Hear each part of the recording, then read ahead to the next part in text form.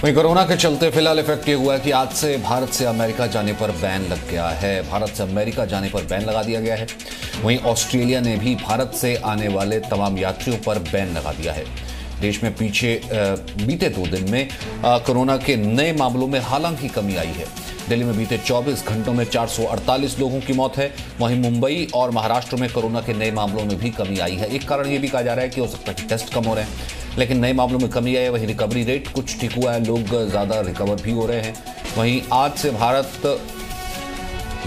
से भारत से अमेरिका जाने वाले यात्रियों पर रोक लगा दी गई है। तो आज जो बड़ी खबरें हैं कोरोना से जुड़ी हुई वो हम आपको देते हैं। तो दिल्ली में ज़्यादा ऑक्सीजन की ज़रूरत है। पूरे देश की अगर हम बात करें, पूरे देश में फिलहाल जो आंकड़ा है वो थोड़ा घट रहा है। देश में मामले घटने लगे हैं। महाराष्ट्र में भी मामले घटे हैं। आज से यूएस जाने पर रोक रहेगी। मुंबई में घटने लगे हैं मामले, और आज से ऑस्ट्रेलिया जाने पर भी रोक है। अगर ऑस्ट्रेलिया जाते हुए फिर भी कोई इंसान पकड़ा जाता है तो 50 लाख रुपए का जुर्माना और 5 साल की कैद भी हो सकती है। वहीं दिल्ली की ज़्यादा ऑक्सीजन की कमी भी आज पूरी हो सकती है और देश में मामले घटने लगे हैं।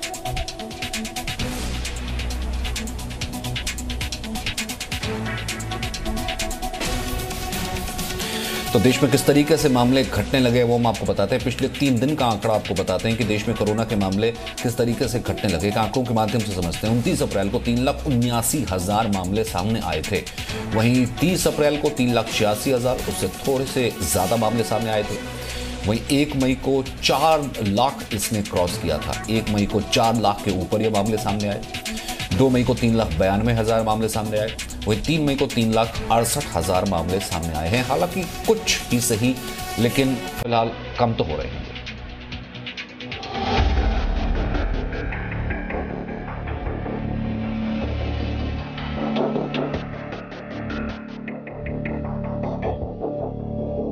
कोरोना के सबसे बुरे दौर को झेल रही दिल्ली के लिए आज अच्छी खबर आ रही है।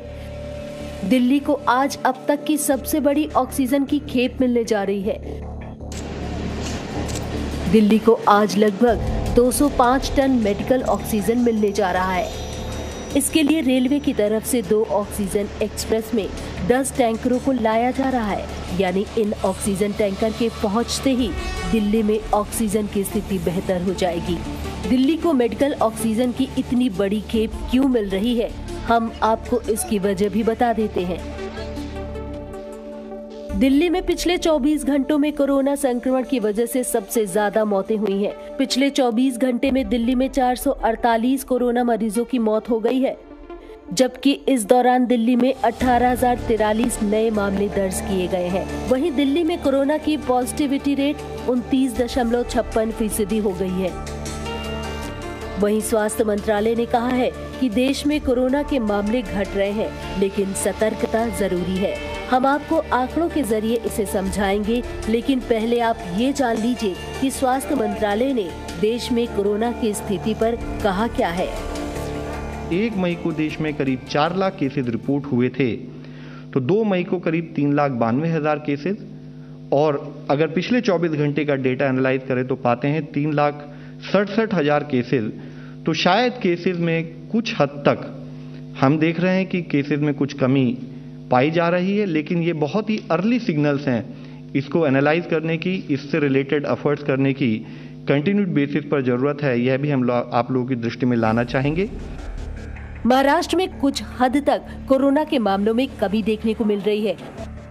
महाराष्ट्र में पिछले 24 घंटे में कोरोना के 48,621 नए मामले सामने आए हैं। इस दौरान 567 मरीजों की मृत्यु दर्ज की गई, जबकि मुंबई में सोमवार को कोरोना के 2,624 नए मामले मिले। मुंबई में कल कोरोना से 78 मरीजों की मौत हो गई। यूपी में भी कोरोना संक्रमितों की संख्या में थोड़ी कमी आ रही है। 24 घंटे में 29,912 नए केस मिले हैं, जबकि 24 घंटे में यूपी में 288 मरीजों की मौत हो गई। गुजरात में कोरोना की चिंताजनक स्थिति बरकरार है। पिछले 24 घंटे में गुजरात में कोरोना के 12,820 नए मामले सामने आए हैं। इस दौरान गुजरात में 152 कोरोना मरीजों की मौत हो गई है। देश में कोरोना के हालात को देखते हुए अलग राज्य और केंद्र शासित प्रदेश अपनी जरूरतों के हिसाब से फैसले ले रहे हैं। चंडीगढ़ में तेजी से फैल रहे कोरोना संक्रमण पर काबू पाने के लिए 1 सप्ताह का संपूर्ण लॉकडाउन लगा दिया गया है। इसके अलावा केंद्र सरकार ने कोरोना से जुड़ी दवाइयों और उपकरणों पर जीएसटी कम किया है। इसके बाद लोगों तक ये दवाएं सस्ती कीमत पर पहुंचेंगी। भारत में कोरोना के बढ़ते मामलों का असर विदेशी यात्रा पर भी पड़ रहा है। ऑस्ट्रेलिया में भारत से जाने वालों की एंट्री पर रोक लगा दी गई है। अभी भारत से ऑस्ट्रेलिया जाने वाले यात्रियों को 5 साल की जेल और 50 लाख का जुर्माना लगाया गया है। 3 मई को लागू हुआ फैसला 14 मई तक लागू रहेगा। प्रतिबंध ऑस्ट्रेलिया के नागरिकों पर भी लागू किया गया है।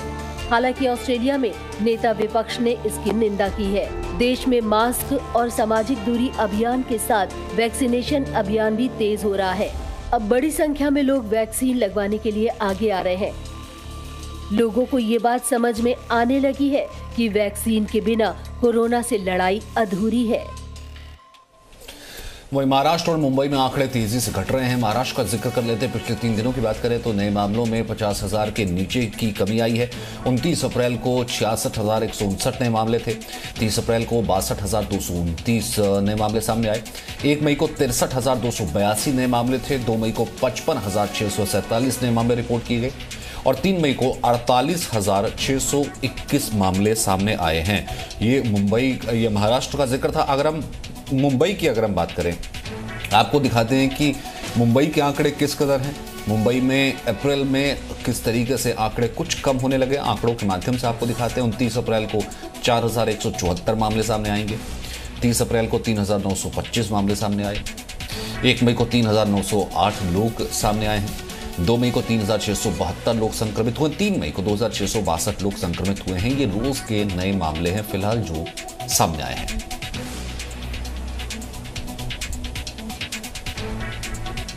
Presenting B News app, available on Google Play and App Store. Download it now.